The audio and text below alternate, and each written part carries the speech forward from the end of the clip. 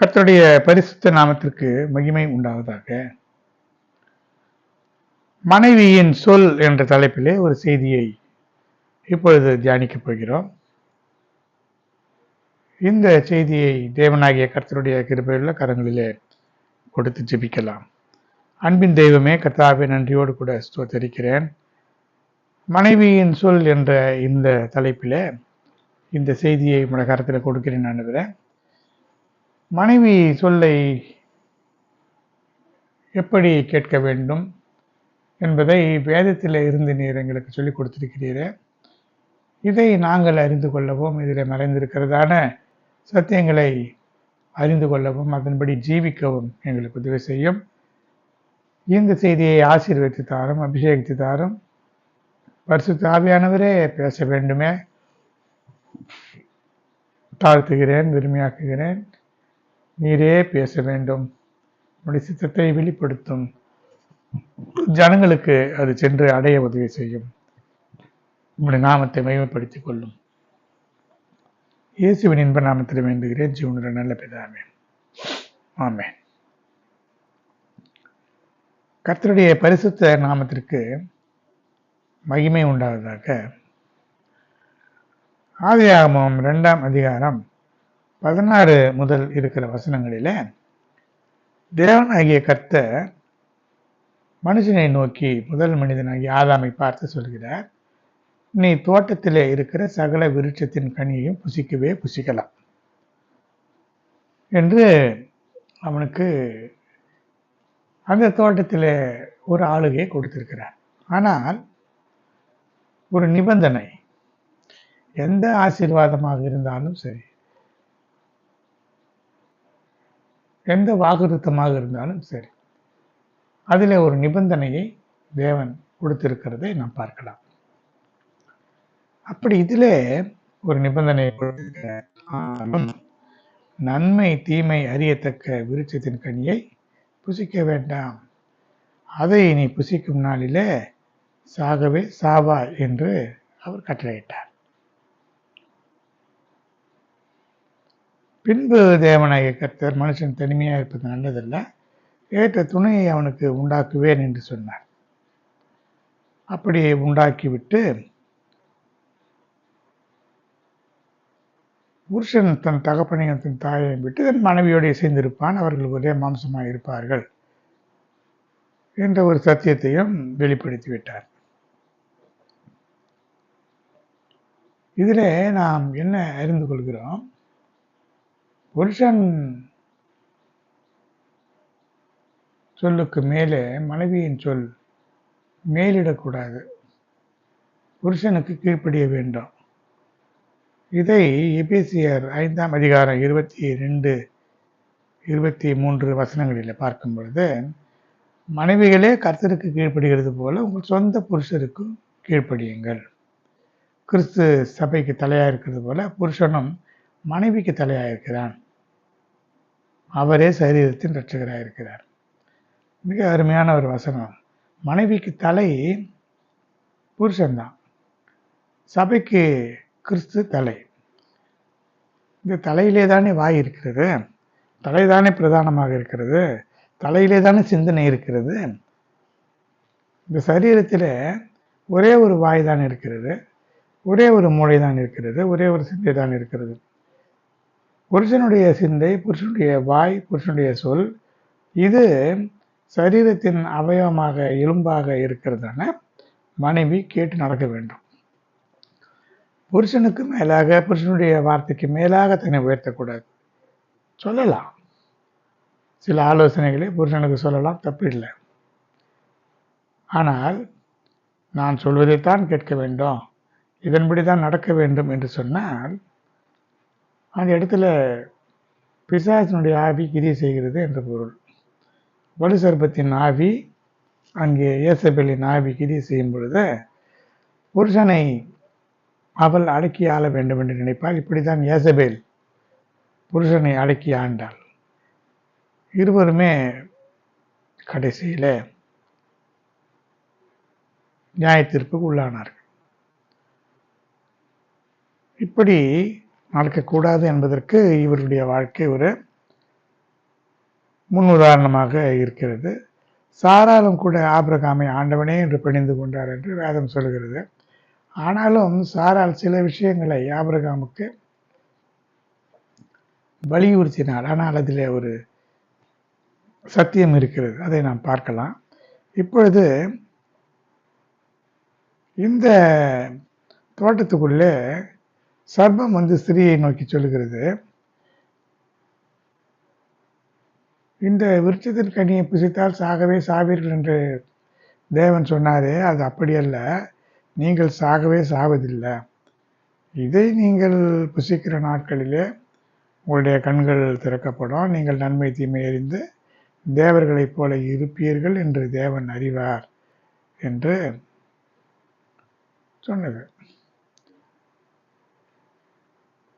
அவள் என்ன செய்தால், அந்த விருட்சம் புசிப்புக்கு நல்லது, பார்வைக்கு இன்பம், புத்தியை தெரிவிக்கிறதுக்கும் இச்சிக்கப்படத்தக்கதாகவும் இருக்கிறது, அதனாலே அதன் கனியை பறித்து புசித்து புருஷனுக்கு கொடுத்தால் அவனும் புசித்தான். இப்பொழுது தேவன் கேட்கும் பொழுது அவர் ஸ்திரீயை நோக்கி சொல்கிறார், நீ ஏன் இப்படி செய்தாய் என்று சொன்னால், ஸ்திரீ சொல்கிறாள், சர்ப்பம் என்னை வஞ்சித்தது. இதெல்லாம் நாம் ஏற்கனவே தியானித்திருக்கிறோம். இப்பொழுது தேவன் அவளை பார்த்து ஒரு செய்தியை சொல்கிறார், உன் புருஷன் உன்னை ஆண்டு கொள்வான். ஆதியாகமம் 3ஆம் அதிகாரம் 16ஆம் வசனம். அப்படியானால் இவளுக்கும் ஒரு ஆளுகை தனியாக இருந்தது. ஆனால் இவள் கீழ்ப்படியாமல் போய் ஆதாமையும் இந்த பாவத்துக்கு உட்படுத்தி முழு உலகத்தையும் கீழ்ப்படியாமை என்ற பாவத்தின் மூலமாக நித்திய ஜீவனை இழந்து போகும்படியாகவும் எல்லா மனுஷர்களே இருந்ததான அந்த ஆத்மா மரணம் அடையும்படியாக செய்ததினாலே அவளுக்கு இருந்த ஆளுகையை தேவன் நீக்கிவிட்டார். அவன் உன்னை ஆண்டு கொள்வான் என்று சொன்னால் அவனுக்கு அடங்கி இருக்க வேண்டும் என்பது பொருளாக போகிறது. அடுத்து இப்பொழுதுதான் முக்கியமான ஒரு செய்தி நமக்குள்ளே வருகிறது. ஆதாமை பார்த்து சொல்லுகிறார், புசிக்க வேண்டாம் என்று நான் உனக்கு விளக்கின விருட்சத்தின் கனியை புசித்தபடியினாலே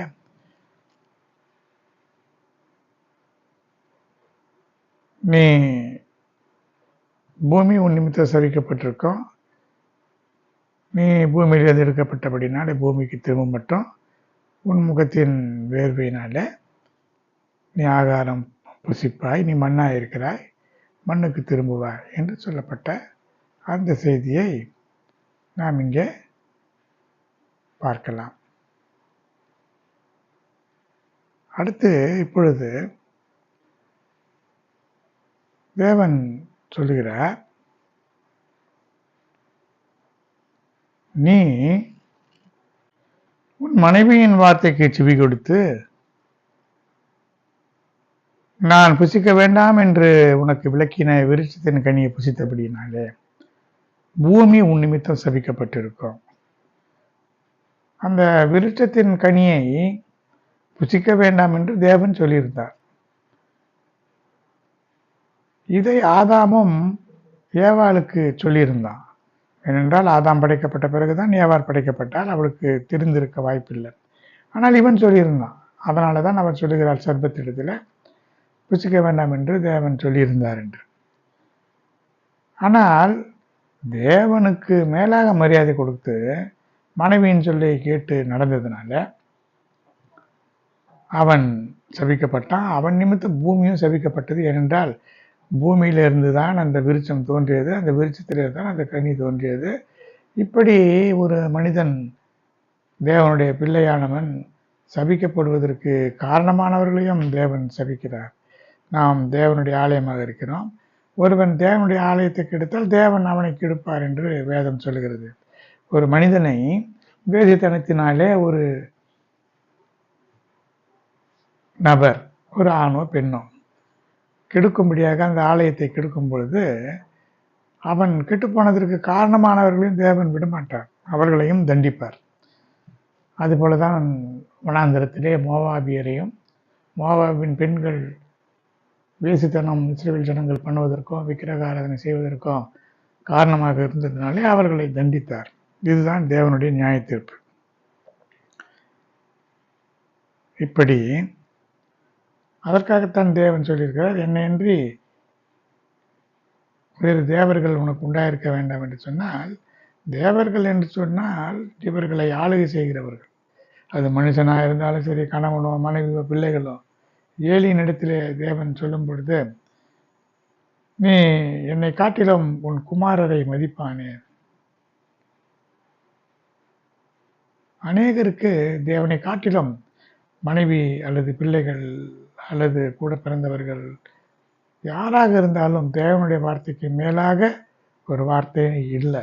அது இருக்கவே கூடாது. அது விக்கிரகமாக மாறி போகும், நம்மை அதுக்கு எடுத்து போடும். இது இந்த ஆதாமுடைய காரியத்திலிருந்து நாம் பார்க்கிறோம். அடுத்து ஆதியாகமம் 16ஆம் அதிகாரம் 1ஆம் வசனத்தில் ஆபிரகாமுடைய மனைவியாகிய சாராளுக்கு பிள்ளை இல்லாதிருந்தது. எகிப்து தேசத்தால் ஆகிய ஆகார் என்ற பெயர் கொண்ட ஒரு அடிமை பெண் அவளுக்கு இருந்தாள். ஆபிரகாமை நோக்கி அவள் சொல்லுகிறாள், நான் பிள்ளை பெறாதபடிக்கு கர்த்தர் என் கர்ப்பத்தை அழைத்திருக்கிறார். என் அடிமை பெண்ணோடு சேரும், ஒருவேளை அவளால் என் வீடு கட்டப்படும் என்று சொல்கிறார். ஆபிரகாம் கானான் தேசத்திலே 10 வருஷம் குடியிருந்த பிறகு இந்த காரியம் நடக்கிறது. ஆகாரை அவன் சேர்ந்தபோது அவள் கர்ப்பம் தரித்தாள். கர்ப்பம் தரித்த போது தன் நாச்சியாரை ஆகார் அற்பமாக நினைத்தினால அவள் சொல்கிறாள், நான் உனக்கு அவளை கொடுத்தேன், அவள் என்னை அற்பமாக எண்ணுகிறாள், இந்த அநியாயம் உண்மையிலே சுமரும் என்று சொல்லும் பொழுது அவன் சொல்லுகிறான், அடிமை பெண் உன் கைக்குள்ளே இருக்கிறாள், உன் பார்வைக்கு நலமானபடி அவளுக்கு செய் என்று சொல்கிறான். ஆபிரகாம் அவள் செய்த தவறுக்குரிய தண்டனையை அவள் மேலே போட்டு விடுகிறான். அவள் தானே கொடுத்தாள், இவன் கேட்கவில்லையே. இவன் வாக்குத்தத்தம் பண்ணின தேவன் செய்ய வல்லவர் என்று விசுவாசித்துக் கொண்டிருந்தான். ஆனால் இவளுக்கு அந்த விசுவாசம் இல்லாதபடிக்கு பிசாசு அவளை இப்படி செய்ய சொன்னது. இதன் விளைவாக இஸ்ரேல் ஜனங்களுக்கு இந்த இஸ்மவேலர்கள் விரோதிகளாய் போனார்கள். இதெல்லாம் நாம் அறிந்திருக்கிறோம். இதில் தேவன் கொடுத்ததான வாக்குத்தத்தம் என்ன என்பதை சாரால் அறிந்திருக்கிறார். 10 வருடங்கள் ஆனால் என்ன, அவளுக்கு ஸ்திரீகளுக்குரிய வழிபாடு இல்லாமல் இருந்தால் என்ன, ஆபிரகாம் நம்பினானே, ஆபிரகாம் நம்பும் பொழுது இவளும் நம்ப வேண்டியது தானே, அவன் தானே தலை, அதனாலே அவனை அவள் தலையாக ஏற்கவில்லை. அதுதான் அதில் இருக்கிற உண்மை. ஆண்டவனே என்று பணிந்து கொள்வது மாத்திரம் பெரிதல்ல. சில பெண்கள் அப்படித்தான், புருஷனை மிகவும் நேசிப்பார்கள், எல்லாம் செய்வார்கள், ஆனால் சிந்தை வேறு வேறாக இருக்கும். அவர்கள் சிந்தை வேறு, இவர்கள் சிந்தை வேறு. அவர்களோடு மனம் இசைந்து போக மாட்டார்கள், அவர்களுடைய சொல்லுக்கு கீழ்ப்படிய மாட்டார்கள், எதிர்த்து கொண்டே இருப்பார்கள். இதை எதிர்க்கிற ஆவியாகிய பிசாசம் உடையது.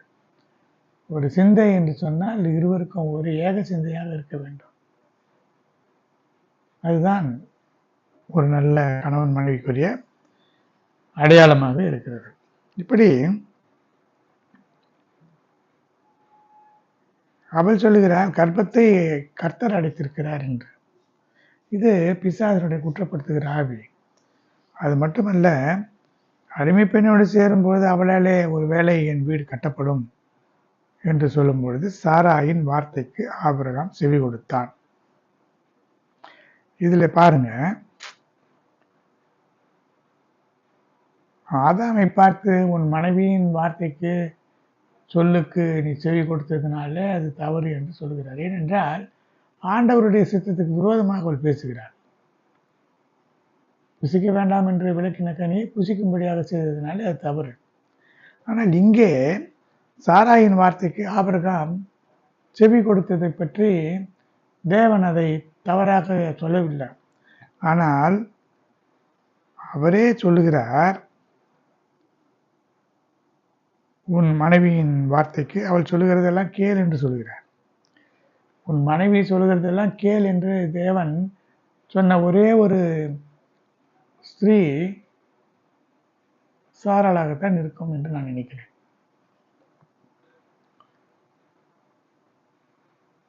இப்படி அடிமை பெண் கைக்குள் இருக்கிறாள், உன் பார்வைக்கு நலமானபடி அவளுக்கு செய் என்று சொன்ன உடனே சாராய் அவளை கடினமாக நடத்தினபடினாலே அவளை விட்டு ஓடி போனாள் என்று பார்க்கிறோம். பிறகு அங்கே வழியிலே ஒரு தூதன் சந்திக்கிறார். நீ போய் உன் ஆட்சியார் கைக்கு அடங்கியிரு என்று சொன்னதுனால மீண்டும் அவள் வந்து விடுகிறாள்.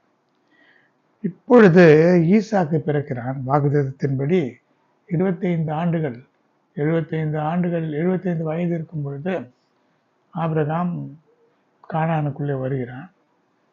100 வயதாகும் போதுதான் அவனுக்கு ஈசாக்கு பிறக்கிறான். ஏறக்குறைய 25 ஆண்டுகள் அவன் காத்திருந்தான். அப்பொழுது ஈசாக்கு பால் மறந்த நாளிலே ஆபிரகாம் பெரிய விருந்து பண்ணும் பொழுது எகிப்து தேசத்தால் ஆகிய ஆகார் ஆபிரகாமுக்கு பெற்ற குமாரனாகிய இஸ்மவேல் பரியாசம் பண்ணுகிறதை சாரால் பார்க்கிறார். அப்பொழுது அவள் சொல்லுகிறாள் ஆபிரகாமை நோக்கி, இந்த அடிமை பெண்ணையும் அவள் மகனையும் புறம்பே தள்ளும். இந்த அடிமை பெண்ணின் மகன் என் குமாரனாகிய ஈசாக்கோட சுதந்திரவாளியாக இருக்கிறதில்லை என்று சொன்னதும் இது ஆபிரகாமுக்கு கஷ்டமாக இருந்தது. ஏனென்றால் அவனும் அவனுடைய வித்து, அவனுடைய மகனாக இருக்கிறான், வாரிசாக இருக்கிறான். அப்பொழுது தேவன் பேசுகிறார், அந்த பிள்ளையையும் உன் அடிமை பெண்ணையும் குறித்து சொல்லப்பட்டது உனக்கு துக்கமாக இருக்க வேண்டும். வேதத்திலே ஒரு சின்ன சின்ன வார்த்தைகளுக்குள்ளே ஆழமான அர்த்தம் இருக்கிறது.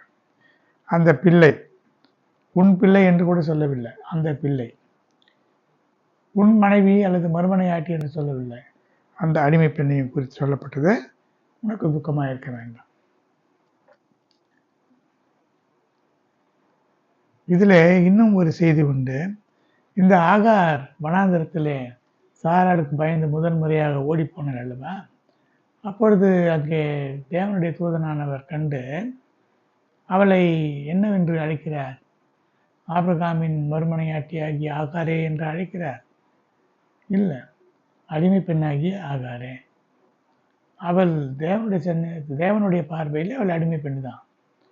அதே போல வாக்குத்தத்தம் பண்ணப்பட்ட ஈசாக்கு மாத்திரம்தான் உன்னுடைய ஏக சுதன் என்று சொல்கிறார், ஒரே புத்திரன் என்று சொல்கிறார். ஆபிரகாமுக்கு இஸ்மவேல் ஒரு பிள்ளை இருக்கிறான். இது மாத்திரமல்லாமல் ஆதியாகமம் 25ஆம் அதிகாரத்தில் ஆபிரகாம் கேத்துவரர் என்ற பெண்ணையும் விவாகம் பண்ணி அவளுக்கு 6 குழந்தைகள் பிறக்கிறார். இவர்கள் எல்லாம் பிள்ளைகள் என்று அழைக்கப்படவில்லை. இப்பொழுது இது உனக்கு துக்கமாக இருக்க வேண்டாம்.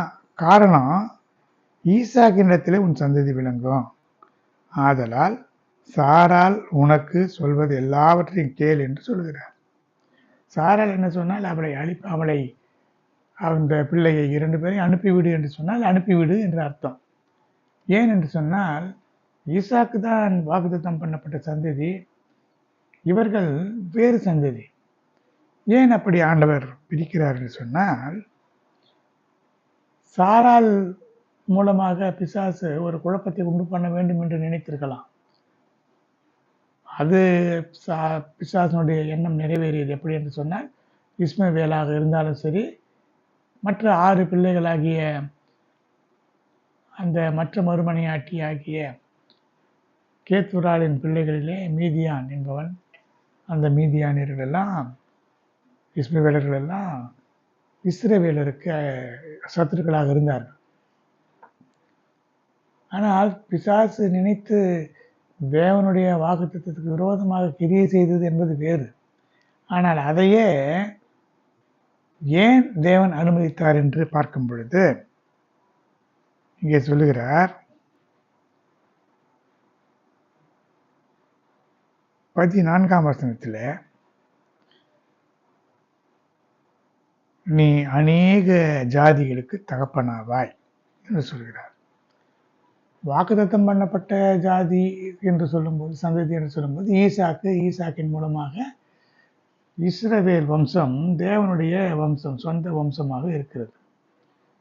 ஆனால் இது மாத்திரமல்லாமல் அநேக புறஜாதிகள் ஆபிரகாமின் மூலமாக உருவாக வேண்டும் என்பதற்காக இந்த இஸ்மவேல் வம்சம்,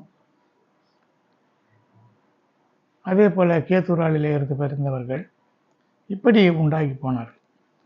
அதனால தான் தேவன் அனுமதித்து அவள் சொல்வதை எல்லாவற்றையும் கேள் என்று சொன்னார்.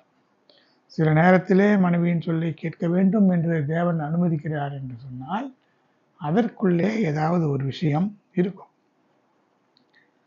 அப்படியே சொல்லுகிறார், அடிமை பெண்ணின் மகனும் உன் வித்தா இருக்கிற அப்படின்னால அவனையும் ஒரு ஜாதியாக்குவேன். இந்த அடிமை பெண்ணின் மகனாகிய இஸ்மவேல் ஆபிரகாமுடைய வித்து, அவன் புற ஜாதியை சேர்ந்தவன், அவனுக்கும் நீ அநேக ஜாதிகளுக்கு தகப்பனாவா என்று சொன்னார் அல்லவா, அவனையும் ஒரு ஜாதியாக்குவேன் என்று ஏன் சொன்னார் என்று சொன்னால், இப்பொழுது இந்த இஸ்மவேலர்கள் இருக்கிறார்கள். இவர்கள் சவுதி அரேபியா போன்ற இடங்களிலே இருக்கிறதான சில முகமதியர்கள், சில அராபியர்கள் போன்றவர்கள், அந்த வம்சத்திலிருந்து வந்தவர்கள் இன்றைக்கும் இருந்து கொண்டிருக்கிறார்கள். சரி, அடிமை பெண்ணின் மகன் ஒரு வித்தா இருக்கிறதுனால அதிகாலையில் அவனை நான் ஆசீர்வதிப்பேன், அவனை ஒரு ஜாதி ஆக்குவேன் என்றார். அப்படியே அது ஆபிரகாமுடைய வம்சம் அல்லாத புற ஜாதியார். ஆனால் அதற்கும் அவற்றுக்கும் ஆபிரகாம் தகப்பனாக இருக்கிறான். சேம் காம் யாப்பேத் என்கின்றவர்கள் நோவாவின் வம்சம். சேம் வம்சம், அதில் சேம் வம்சத்தில் பிறந்தவங்க தான் ஆபிரகாம். அந்த சேம் வம்சத்தில் பிறந்தவர்கள் தான் இஸ்ரவேலர்கள். இஸ்ரவேலர்கள் இன்னும் சில மென்மையான சில ஆட்கள் உண்டு. யாப்பேத் வம்சம் ஆங்கிலம் பேசுகின்றதான வெள்ளைக்காரர்கள். காம் வம்சத்தை சேர்ந்தவர்கள் தான் கானானியர். இவர்கள் மற்ற புறஜாதியர். இந்த புறஜாதியர்கள் தான் பார்க்கும் பொழுது ஆப்பிரிக்கா போன்ற தேசங்கள், மற்ற எல்லா தேசங்கள், இந்தியர்கள் போன்றவர்கள் இதில் கலந்து வருகிறார்கள். கர்த்தருடைய பரிசுத்த நாமத்திற்கு மகிமை உண்டாவதாக. அடுத்தபடியாக ஆதியாகமம் 22ஆம் அதிகாரம் 1ஆம் வசனத்தில் தேவன் ஆபிரகாமை சோதிக்கிறார். எப்படி என்றால், ஆபிரகாமை கூப்பிட்டு உன் புத்திரனும் உன் ஏகசுதனும் உன் நேசகுமாரனுமாகிய ஈசாக்கை 3 காரியங்களை சொல்கிறார். உன் புத்திரன், அவன் தான் உனக்கு புத்திரன். உன் ஏகசுதன், உனக்கு இருக்கிற ஒரே ஒரு மகன். உன்னுடைய நேசகுமாரன், நீ அவனை அதிகமாக நேசிக்கிறாய். அந்த ஈசாக்கு ஏறக்குறைய 25 ஆண்டுகள் கழித்து பிறந்த அவனை நீ என்ன செய், நீ அழைத்து கொண்டு போய் மோரியா தேசத்துக்கு போ. அங்கே நான் உனக்கு குறிக்கும் மலைகள் ஒன்றின் மேலே அவனை தகன பலியாக பலியிடு. எப்படி இருக்கும் என்று யோசித்து பாருங்கள். அவள் சொல்வது எல்லாவற்றையும் கேள் என்று சொன்னாரே தேவன். இதிலே தான் ஞானமாக நாம் நடந்து கொள்ள வேண்டும். உடனே இவர் ராத்திரி மனைவியை எழுப்பி இது போல தேவன் சொன்னார், நான் போய் அவனை தகன பலியாக பலி விட்டு வருகிறேன் என்று சொன்னால் சாரால் சரி என்று ஒத்துக்கொண்டிருப்பாளா? இவன் சொல்லியிருப்பான் என்று நினைக்கிறீர்களா? அப்படி சொன்னால் அவள் விட்டு விடுவாளா?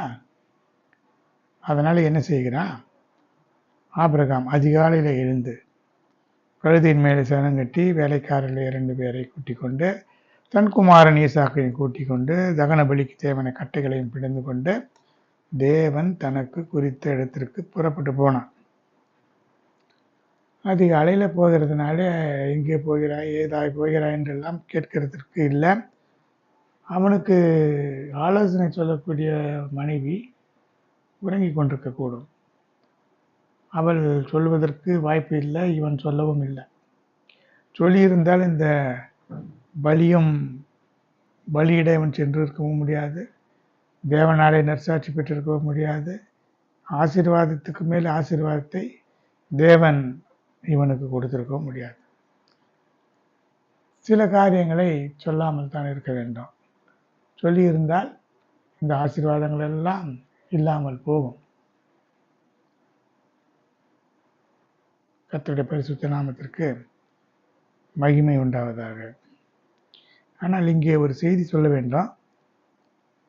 இந்த காரியத்துக்கு பிறகு ஆபிரகாம் திரும்பி பெயர்செபாவில் வந்து நீண்ட நாட்கள் தங்கியிருந்தான்.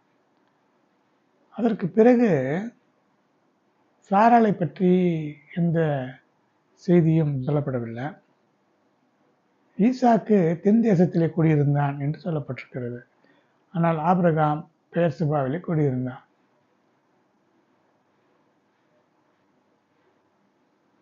ஆபிரகாம் தன்னுடைய வீட்டு விசாரணைக்காரனை கூப்பிட்டு என் இனத்தாரிடத்தில் போய் அவனுக்கு ஈசாக்குக்கு பெண் கேட்டு வா என்று சொல்லும் பொழுது அந்த பெண்ணாகிய ரெபெக்காளை அழைத்து கொண்டு வந்து ஆபிரகாம் இடத்திலே விடவில்லை, சாராள் இடத்திலே விடவில்லை. ஏனென்றால் அப்பொழுது சாராள் மரித்து போயிருந்தா. நேராக ஈசாக்கு இடத்துல வருகிறார்கள். ஈசாக்கு இடத்திலே அவளை விட்டு அந்த ஊழியக்காரன் வந்து விட்டான். அதற்கு பிறகு ஆபிரகாமும் ஈசாக்கும் சந்திக்கவில்லை. ஆபிரகாம் மரணம் அடைந்த பிறகு ஈசாக்கும் இஸ்மவேலும் ஆபிரகாமை அடக்கம் பண்ணுகிறார்கள். சாராள் மரித்தது வேறு ஒரு இடத்திலே மரித்தார். அவள் தனியாக அங்கே இருந்ததை போல தெரிகிறது. ஆபிரகாம் இங்கே இருந்து போய் அவளை அங்கே பார்த்து, இவன் பெலிஸ்தருடைய தேசத்திலே குடியிருந்தான். அவள் கானானின் எல்லைகளிலே குடியிருந்தார். அங்கே போய் அங்கே சீகேம் ஊராரிடத்திலே ஒரு கல்லறையை வாங்கி அங்கே அவளை அடக்கம் பண்ணிவிட்டு வருகிறான். இதெல்லாம் நமக்கு தெரியும். இது எதற்காக இதை நாம் தியானிக்கிறோம் என்று சொன்னால், ஒருவேளை இந்த பலியிட்ட நிகழ்ச்சி அவர்களுக்குள்ளே ஒரு சச்சரவை உண்டு பண்ணி இருக்கலாம். அதனாலே குடும்பம் சிதைந்து போயிருக்கலாம். சில நேரத்தில் தேவனுடைய சித்தத்தை செய்வதற்காக எல்லா தியாகங்களையும் கூட நாம் செய்ய வேண்டியதாக இருக்கும். மனைவி பிள்ளைகளை கூட விட்டு பிரிந்திருக்கக்கூடிய ஒரு நல்ல ஒரு விசுவாசமான ஜீவியத்தை இவன் ஆபிரகாம் செய்ததை நாம் பார்க்கலாம். கர்த்தருடைய பரிசுத்த நாமத்திற்கு மகிமை உண்டாவதாக. இப்பொழுது இந்த ஈசாக்கை அழைத்து கொண்டு போகின்ற வேளையில் குறித்த இடத்திற்கு போவதற்கு எத்தனை நாட்கள் என்று பார்த்தால் 3 நாட்கள் ஆனதாம். இந்த 3ஆம் நாளிலே ஆபிரகாம் தன் கண்களை ஏறெடுத்து தூரத்திலே அந்த இடத்தை பார்த்தான். அப்படியான இந்த 3 நாட்கள் இரவும் பகலும் நடந்திருப்பார்கள், இரவு தங்கியிருப்பார்கள். அவனுடைய மனம் கொஞ்சம் கூட மாறவே இல்லை. தேவன் சொன்னது ராத்திரியிலே சொன்னார். அந்த ராத்திரி முழுவதும் அவன் உறங்கி இருக்க மாட்டான்.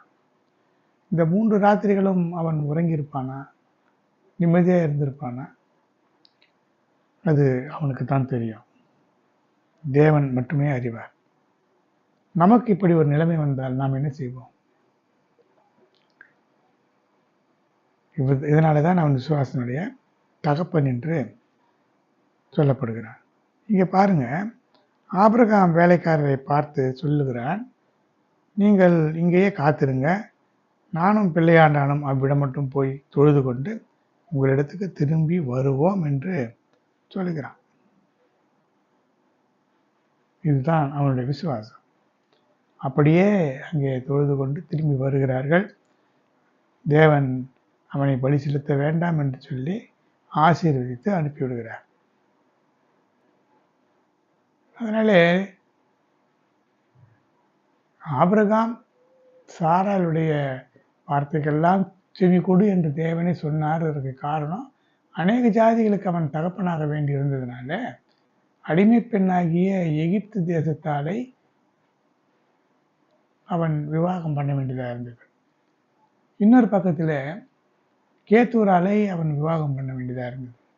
கேத்தூராலின் மூலமாக பல ஜாதிகள் உண்டானது. இவள் மூலமாக இஸ்மவேல் என்ற வம்சம் உருவானது.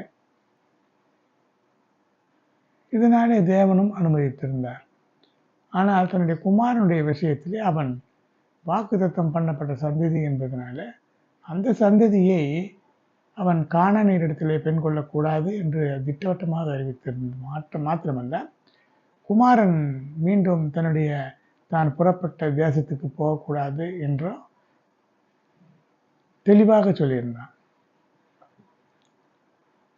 தேவனுடைய சித்தத்தை, அவருடைய வார்த்தையை ஏற்று நடக்கிறான். கர்த்தருடைய பரிசுத்த நாமத்திற்கு மகிமை உண்டாவதாக. அடுத்ததாக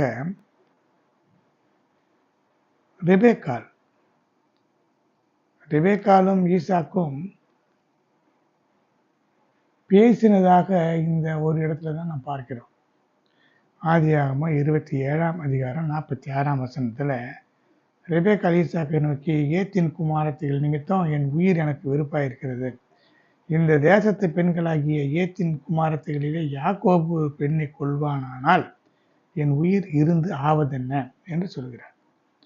ஏனென்றால் இந்த ஏசா அங்கே இருந்த கானானியரின் குமாரத்திகளிலே பெண்ணை எடுத்து அவன் ஒரு கானானியனைப் போலவே வாழ்ந்து வந்தான். வேட்டையாடி கொண்டு அவன் ஒரு வனசஞ்சாரியாக திரிந்து கொண்டிருந்தான்.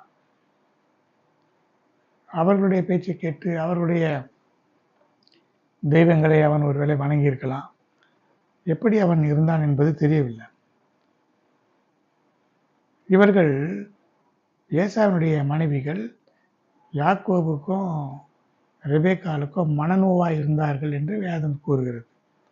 அதனாலே அவள் என்ன சொல்கிறாள்? இப்படி கூறுகிறாள். அப்பொழுது மனைவியின் பேச்சை கேட்டு ஈசாக்கு என்ன செய்கிறான்? யாக்கோபை அழைத்து அவனை ஆசீர்வதித்து, நீ கானானியருடைய குமாரத்திகளிலே பெண் கொள்ளாமல். இதே ஏசா கானானியருடைய குமாரத்திகளிலே பெண் கொள்வதை அவன் தடுக்கவில்லை, அவனை தண்டிக்கவில்லை, கண்டிக்கவில்லை. ஆனால் யாக்கோபு அவன் வாக்குத்தத்தம் பண்ணப்பட்ட சந்ததியினுடைய தகப்பன் என்பதை இவன் அறிந்திருக்கிறான், ஈசாக்கு. அதனாலே அவன் என்ன சொல்கிறான்? நீ போய் உன் தாயின் தகப்பனாகிய பித்துவேலுடைய வீட்டுக்கு போய் உன் தாயின் சகோதரனாகிய லாபானின் குமாரத்திகளுக்குள்ளே பெண் கொள் என்று அவனுக்கு கட்டளையிட்டு தேவன் கொடுத்ததான ஆசீர்வாதத்தை எல்லாம் அவனுக்கு சொல்லி அவனை ஆசீர்வதித்து அனுப்புகிறான். இப்படி தன்னுடைய மனைவியின் பேச்சை கேட்டதுனால விசுவாசத்தின் தகப்பனாகிய ஆபிரகாமுடைய சந்ததியில ஆபிரகாமுக்கு கொடுத்ததான வாக்குத்தத்தத்தை தன்னுடைய குமாரனுக்கு பகிர்ந்து அளிக்கிறது மாத்திரமல்ல, சந்ததியை சரியான வழியில நடத்துவதற்கு காரணமாக இருக்கிறார். அதே போல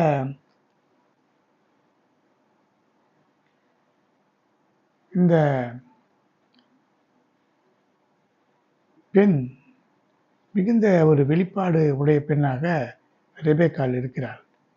2 ஜாதிகள் உன் சந்ததியிலிருந்து பிறக்கும் என்று சொன்னதுனால ஈசாக்கினுடைய குமாரர்களாகிய ஏசா யாக்கூப் என்ற இருவரிலே ஏசாவினுடைய வழி அவளுக்கு தெரிந்து போனது. அவன் கானானியரோடு சேர்ந்து அவன் தன்னை வீணடித்து கொண்டான் என்பதனால யாக்கோபுக்கு ஆதரவாக அவள் செயல்பட்டாள்.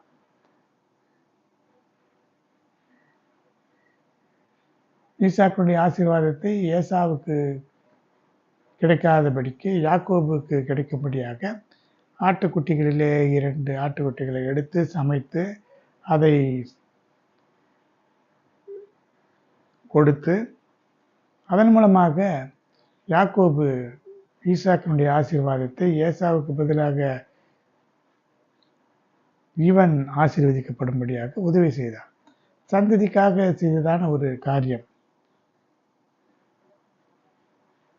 அது நன்மையாக முடிந்தது. கர்த்தருடைய பரிசுத்த நாமத்திற்கு மகிமை உண்டாவதாக. அடுத்ததாக ராஜாவாகிய சாலமோன் எல்லா ஞானமும் எல்லா அறிவும் உடையவனாக, எல்லா விதமான மேன்மையும் உடையவனாக, அவனைப் போல அறிவாளியும் இல்லை, அவனைப் போல ஒரு மிகுந்த பொருள் திரளான ஐஸ்வர்யம் உடையவனும் இல்லை. அப்படிப்பட்டவனாக அவன் இருந்தாலும் என்ன செய்தான்? பார்வோனுடைய குமாரத்தியை நேசித்தான். பார்வோனுடைய குமாரத்தி யார்? அவள் ஒரு புறஜாதி ஸ்திரீ அல்லவா? அது மட்டுமல்ல, மோவாபியர், அம்மோனியர், ஏதோமியர், சீதோனியர், ஏத்தியர் போன்ற அந்நிய ஜாதியாகிய அநேக ஸ்திரீகளின் மேலே ஆசை வைத்தான். இப்படி வயது சென்றபோது அவனுடைய மனைவிகள் அவன் இருதயத்தை அந்நிய தேவர்களை பின்பற்றும்படி சாயப்பண்ணினார்கள். அதனாலே அவன் இருதயம் தாவீதின் இருதயத்தைப் போல கர்த்தரோட உத்தமமாய் இருக்கவில்லை என்று 1 ராஜாக்கள் 11ஆம் அதிகாரம் 4 முதல் இருக்கிற வசனங்களில் பார்க்கிறோம். இப்படி அவன் என்ன செய்தான்? சாலமோன் சீதோனியரின் தேவியாகிய அஸ்தரோத்தையும் அம்மோனியரின் அருவருப்பாகிய மில்கோமையும் பின்பற்றினான்.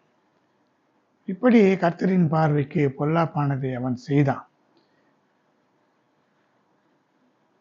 எருசலேமுக்கு எதிரான மலையிலே மோவாபியரின் அருவருப்பாகிய காமேசுக்கும் அம்மோன் புத்திரரின் அருவருப்பாகிய மோலேக்குக்கும் மேடைகளை கட்டி இப்படியே தங்கள் தேவர்களுக்கு ரூபங்காட்டி பலியிடுகிற அந்நிய ஜாதியாரான தன் ஸ்திரீகள் எல்லாருக்காகவும் செய்தான். அந்த ஸ்திரீகளுடைய பேச்சை கேட்டு அவருடைய வார்த்தைக்கு செவி கொடுத்து இப்படி செய்ததினாலே அவனுடைய ஆட்சியை தேவன் அவன் கையிலிருந்து பிடுங்கி அவனுடைய குமாரனுடைய காலத்தில் அவனுடைய வேலைக்காரனுக்கு கொடுத்தார். அது தேவன் சொல்லிவிட்டார், நான் உன் தகப்பனாகிய தாவீதுக்கு கொடுத்த ஆணையின்படி நான் உன்னுடைய கையிலிருந்து பிடுங்காமல் உன் குமாரனுடைய கையிலிருந்து பிடுங்குவேன். ஏனென்றால் தாவீதுக்கு சொன்னார், நீ என் கட்டளைகளை நியமங்களை எல்லாம் காத்து நடக்கிறதுனால உன் சந்ததியில் உனக்கு உன் ராஜ்ய பாரத்தை அல்லது உன்னுடைய சிங்காசனத்தில் அமர்வதற்கு உன்னிலே இருந்து ஒரு குமாரன் இல்லாமல் போவதில்லை என்று சொல்லிவிட்டார். அதை அப்படியே நிறைவேற்றுகிறார். சாலமோன் விஷயத்தில் கூட பார்க்கும் பொழுது தாவீது நிமித்தமாக மற்ற ராஜ்யங்கள் எல்லாம் பிடுங்கி கொடுத்தாலும் உன்னுடைய குமாரனுடைய கையிலிருந்து அதெல்லாம் பிடுங்குவேன், ஆனால் எல்லாவற்றையும் பிடுங்காமல் தாவீது நிமித்தம் ஒரே ஒரு கோத்திரத்தை மாத்திரம் அவனுக்கு கொடுத்தார். இப்படி தேவன் வாக்குத்தத்தம் பண்ணினதிலே உண்மையுள்ளவராக இருக்கிறார். அடுத்ததாக இந்த வம்சத்திலேயே அப்படி தொடர்ந்து வரும்பொழுது உம்ரியின் குமாரனாகிய ஆகாப். இந்த ஆகாப் என்ன செய்தான்? தனக்கு முன்னிருந்த எல்லாரை பார்க்கிலும் கர்த்தரின் பார்வைக்கு பொல்லாப்பானதை செய்தான். இந்த நேபாத்தின் குமாரனாகிய யெரொபெயாமின் பாவங்களிலே நடப்பது கொஞ்ச காரியம் என்று நினைத்தால் போல சீதோனியரின் ராஜாவாகிய ஏத்பாகாலின் குமாரத்தி ஏசபேலை விவாகம் பண்ணினதுமல்லாமல் அவன் போய் பாகாலையும் சேவித்து அதை பணிந்து கொண்டான். இவன் பாருங்க, ஏற்கனவே யெரொபெயாம் அங்கே கன்றுக்குட்டிகளை செய்து வணங்கும்படி செய்திருக்கிறான். எல்லா ராஜாக்களும் அந்த கன்றுக்குட்டியை வணங்கி கொண்டிருக்கிறார்கள். இது தேவனுக்கு பிரியமில்லாத ஒரு காரியம். இதனாலே இஸ்ரவேலிலே ஆசீர்வாதங்கள் இல்லாமல் தேவனுடைய கோபத்துக்கு ஆளானார்கள். இது அற்பமான காரியம் என்று நினைக்கிறதற்கு ஏற்ற விதமாக இதை காட்டிலும் பெரிய காரியமாக ஒரு காரியத்தை செய்தான். சீதோனின் ராஜாவாகிய ஏத்பாகாலின் குமாரத்தியாகி ஏசபேலை விவாகம் பண்ணினான். சீதோனியர் என்று சொல்லக்கூடியவர்கள் யார்? சீதோன் என்பவன் காமின் வம்சத்திலே பிறந்ததான கானானுடைய மூத்த குமாரன். இவர்கள் கானானியர். கானானின் ராஜாவுடைய குமாரத்தை விவாகம் செய்கிறான் ஒரு இஸ்ரவேலின் ராஜா. இது அவனுக்கு அவசியம் இல்லை. அது மாத்திரமல்ல, அந்த ராஜானுடைய பேரே ஏத்பாகால். பாகாலை மிக நெருக்கமாக நேசித்து வணங்கக்கூடிய ஒரு குடும்பம். இவன் இஸ்ரவேலின் தேவனாகிய கர்த்தரை வணங்கி கொண்டிருந்ததான சாலமோனின் வம்சத்திலே தாவீதின் வம்சத்திலே பிறந்தவன். இதனால் என்ன நடந்தது? பாகாலை வணங்கினது மாத்திரமல்ல, சமாரியாவிலே கட்டின பாகாலின் கோவிலுக்கு ஒரு பலிபீடத்தை எடுப்பித்தான். என்றால் பாகாலுக்கு பலியிடுவதற்காக. அடுத்து ஆகாப் ஒரு விக்கிரக தோப்பை வைத்து இஸ்ரவேலின் தேவனாகிய கர்த்தருக்கு கோபம் உண்டாக்கும்படி தனக்கு முன்னிருந்த இஸ்ரவேலின் ராஜாக்கள் எல்லாம் செய்ததை காட்டிலும் அதிகமாக செய்து வந்தான். இதனாலே என்ன நடந்தது? தீர்க்கதரிசியாகிய எலியா பாகாலின் தீர்க்கதரிசிகள் எல்லாம் பட்டயத்தினாலே கொன்று போட்டான். இந்த செய்தியை ஏசபேல் ஆகிய தன்னுடைய மனைவிக்கு ஆகாப் சொல்லுகிறான்.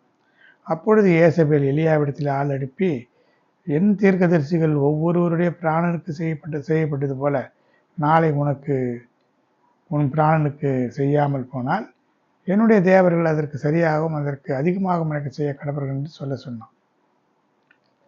இது எலியாவின் மூலமாக நடந்தது. ஏன் எலியா இப்படி அவர்களெல்லாம் கொன்று போட்டான் என்று சொன்னால், இந்த ஏசபேல் அவளோடு கூட பந்தி இருக்கும்படியாக பாகாலின் தீர்க்கதரிசிகளை 400 தீர்க்கதரிசிகள் 450 தீர்க்கதரிசிகளை வைத்து அவர்களுக்கு தேசம் முழுவதும் பாகாலுக்கு பலியிடவும், பாகாலுக்கு விக்கிரக தோப்புகளை வைக்கவும், பாகால் தான் தெய்வம் என்று சொல்லி அவள் செய்து கொண்டிருந்தாள்.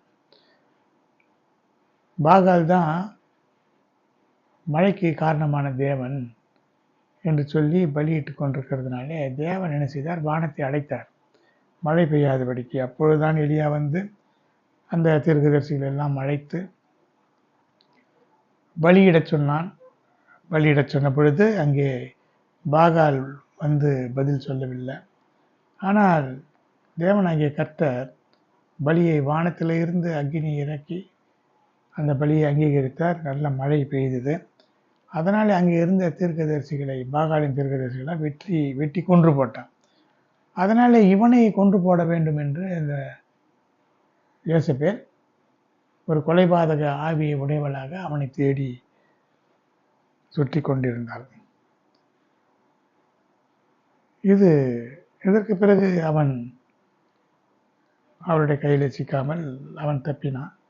பிறகு தேவனாலே உயிரோடு எடுத்துக்கொள்ளப்பட்டான். இதெல்லாம் நமக்கு தெரியும். இப்பொழுது இன்னும் ஒரு கொலைபாதகம் இந்த ஏசபேலின் மூலமாக உண்டானது. அது என்னவென்று சொன்னால், இஸ்ரவேலிலே ராஜ்யபாரம் பண்ணுகிறதான இந்த ராஜா என்கிறவன் என்ன செய்தா, நாபோத் என்கின்றவனுடைய திராட்சை தோட்டம் என்னுடைய அரண்மனைக்கு பக்கத்தில் இருந்தது, அதை எனக்கு கொடு, அதை நான் கீரை கொள்ளையாக்க வேண்டும் என்று சொல்கிறான். அதற்கு நாபோத் சொல்கிறான், என்னுடைய பிதாக்களுடைய சுதந்திரத்தை நான் உமக்கு கொடாதபடிக்கு தேவன் என்னை காப்பாராக என்று சொன்னதும் அவன் செழிப்பும் சினமுமாய் வந்து படுக்கையிலே படுத்து கொண்டிருந்தான். அப்போது ஏசபேல் வந்து என்ன விஷயம் என்று கேட்டபோது இப்படி நடந்ததை சொல்லுகிறான். அதற்கு அவள் சொல்கிறாள், இதுதான் ஏசபேலின் ஆவி. தன்னை உயர்த்துகிறார். புருஷனுடைய திட்டத்துக்கு மேலாக, அவனுடைய வார்த்தைக்கு மேலாக. ஒன்று அவள் என்ன சொல்லியிருக்க வேண்டும்? நமக்குத்தான் இவ்வளவு நிலம் இருக்கிறதே, இருந்து விட்டு போகட்டும், வேண்டாம் என்று சொல்லவில்லை. உனக்கு அந்த நிலம்தானே வேண்டும், அதை என்னிடத்தில் வீடு, நான் பார்த்து கொள்கிறேன் என்று ராஜ்யபாரம் பண்ணுகிறது இவன். ஆனால் இவனுடைய வல்லமைக்கு மேலாக இவருடைய வல்லமை விளங்குகிறது. இதுதான் தன்னை எல்லாவற்றுக்கும் மேலாக உயர்த்துகிறதான, நான் வானத்துக்கு ஏறுவேன் என்று சொல்லுகிறதான வலுசற்பத்தின் ஆவி. அவள் என்ன செய்கிறாள்? நீ மகிழ்ச்சியாயிரு என்று சொல்லிவிட்டு தேவனையும் ராஜாவையும் தூஷித்தாய் என்று பொய் சாட்சியை சொல்ல வைத்து அவனை கல்லெறிந்து கொன்று போட்ட ஒரு நிகழ்ச்சியை நான் பார்க்கிறேன். தேவனை ராஜாவை தூஷித்தால் அந்த காலத்திலே கல்லெறிந்து கொலை செய்ய வேண்டும். ஏனென்றால் அது இரத்தப்பழி உண்டாகிவிடும் தேசத்தில். தேவனை தூஷிக்கக்கூடாது, தேவனாலே நிர்ணயம் செய்யப்பட்டதான ராஜாவையும் தூஷிக்கக்கூடாது. அதனாலே அவனை கல்லெறிந்து கொன்று போட்டு அந்த இடத்தை எடுத்துக்கொண்டதை பார்த்து தேவன் எலியாவிடத்தில் சொல்லுகிறார், நீ அவனை போய் பார்த்து பேசு, நீ கொலை செய்ததும் எடுத்துக்கொண்டதும் இல்லையோ என்று கர்த்தர் சொல்கிறார். நாய்கள் நாபோத்தின் இரத்தத்தை நக்கின ஸ்தலத்திலே உன்னுடைய இரத்தத்தையும் நாய்கள் நக்கும் என்று கர்த்தர் சொல்கிறார் என்று சொல்கிறார். அப்பொழுது ஆகாப் எலியாவை நோக்கி, என் பகஞ்சனே, என்னை கண்டுபிடித்தாயா என்று சொல்லும்போது, கர்த்தரின் பார்வைக்கு பொல்லாப்பானதை செய்ய நீ உன்னை விற்று போட்டாய். நான் உன் மேல் பொல்லாப்பு வர பண்ணி உன் சந்ததியை அழித்து உனக்கு சுவரிலே நீர் விடும் ஒரு நாயாகிடம் இல்லாதபடிக்கு செய்வேன். அடுத்து, இஸ்ரவேலிலே அடைபட்டவனை விடுபட்டவனை சங்கரித்து, நீ உன்னுடைய சந்ததியில பட்டணத்திலே சாகிறவனை நாய்களும் வெளியிலே சாகிறவனை ஆகாயத்து பறவைகளும் தின்னும். இயேசபேலை குறித்து கர்த்தர் சொல்கிறார், நாய்கள் இயேசபேலை இஸ்ரவேலின் மதில் அருகே தின்னும் என்று சொல்கிறார். இப்படி தேவன் சொன்னது எல்லாம் நிறைவேறியது. தன் மனைவியாக இயேசபேல் தூண்டிவிட்டபடியே கர்த்தரின் பார்வைக்கு பொல்லாப்பானதை செய்ய தன்னை விற்று போட்ட ஆகாவை போல ஒருவனும் இல்லை. அவன் என்ன செய்தான்? மகா அருவருப்பாய் நடந்து கொண்டான். நரகலான விக்கிரகங்களை பின்பற்றினான். இப்படி இந்த காரியத்தை எல்லாம் சொல்லும் பொழுது ஆகாப் தன் வஸ்திரங்களை கிழித்து சரீரத்தின் மேல் ரட்டை போர்த்தி கொண்டு உபவாசம் பண்ணி ரட்டிலேயே படுத்து தாழ்மையாக நடந்து கொண்டான் என்று பார்க்கிறோம். அப்பொழுதும் கூட இறக்கமுள்ள தேவன் என்ன செய்தார்? அவன் தன்னை எனக்கு முன்பாக தாழ்த்தினதை பார்த்தாயா? அதனாலே இந்த காரியங்களை எல்லாம் அவனுடைய நாட்களிலே செய்யாமல் அவன் குமாரனுடைய நாட்களிலே செய்வேன் என்று சொல்கிறார். இப்படி நடந்தது. தன் மனைவியின் சொல்லுக்கு அப்படியே தன்னை விற்று போட்ட ஆகாப் என்று சொல்லப்பட்டிருக்கிறது. இப்படி நிறைய பேர் இன்றைக்கு இருக்கிறார்கள். மனைவி என்ன சொன்னாலும் அப்படியே சரி செய்து கொள்ளலாம் என்று விட்டுவிடக்கூடாது. ஏனென்றால் அந்த மனைவி செய்கிறதுனாலே ஏற்படக்கூடிய காரியங்கள், குடும்பத்தில் இருக்கிற குழப்பங்கள், ஆவியிலே ஆத்மாவிலே சரீரத்தில் ஏற்படக்கூடிய பாவங்கள், இதற்கெல்லாம் சரீரத்துக்கு தலையாகிய கணவன் தான் பதில் சொல்ல வேண்டும். அவன்தான் அந்த அக்கிரமத்தை சுமக்க வேண்டும். பாருங்க, ஆகாபும் தண்டனை அடைந்தான். பிள்ளைகளை சரியாக வளர்க்க வேண்டும். ஏலி சரியாக வளர்க்காததுனால ஏலியும் தான் தண்டனை அடைந்தான். இப்படி இல்லாதபடிக்கு எதை கேட்க வேண்டுமோ எதுவாக இருந்தாலும் தேவ சித்தத்தின்படி நாம் நடக்க வேண்டும். அப்பொழுதுதான் நமக்கு நன்மை உண்டாகும் என்பது இந்த சத்தியம் நமக்கு உணர்த்துகிறது. இப்படி நாம் நடந்து கொள்ள நாம் நம்மை தாழ்த்தி வெறுமையாக்கி நமக்கு கர்த்தர் கிருபை தரும்படியாக நம்முடைய குடும்பத்தை நாம் நடத்தும்படியான ஆளுகையை நமக்கு கர்த்தர் தரும்படியாக ஜெபிக்கலாம். அன்பின் தெய்வமே கர்த்தாவே, நன்றியோடு உம்மை ஸ்தோத்திரிக்கிறேன். ஆகாபை போல நாங்கள் விற்று போட வேண்டாம். ஆதாமை போல அப்படியே மனைவியின் சொல்லுக்கு கீழ்ப்படியவும் வேண்டாம். நாங்கள் உங்களுடைய சித்தம் எதுவோ அதை அறிந்து அதன்படி எங்கள் குடும்பத்தை நடத்த எங்களுக்கு உதவி செய்யும். அதனாலே நன்மை உண்டாக எங்களை நீர் நினைக்கும்படியான ஒரு காரியம் நடக்கும் அல்லவா ஆண்டவரே. இந்த செய்தியை ஆசீர்வதித்து தாரும், அபிஷேகித்து தாரும். இதை கேட்கிற ஒவ்வொருவருக்கும் அவருடைய இருதயத்தில் பேசும். நம்முடைய வருகையில் நாங்கள் காணப்பட உதவி செய்யும். இயேசுவின் இன்ப நாமத்தில் வேண்டுகிறோம் ஜீவனுள்ள நல்ல பிதாவே, ஆமென். என் ஆத்மாவே கர்த்தரை ஸ்தோத்திரி, முழு உள்ளமே பரிசுத்த நாமத்தை ஸ்தோத்திரி. ஆத்மாவே கர்த்தரை ஸ்தோத்திரி, கர்த்தர் செய்த சகல உபகாரங்களை மறவாக. ஆமென். ஸ்தோத்திரம், ஸ்தோத்திரம், ஸ்தோத்திரம், ஸ்தோத்திரம், ஸ்தோத்திரம், ஸ்தோத்திரம், ஸ்தோத்திரம், ஸ்தோத்திரம், ஸ்தோத்திரம்.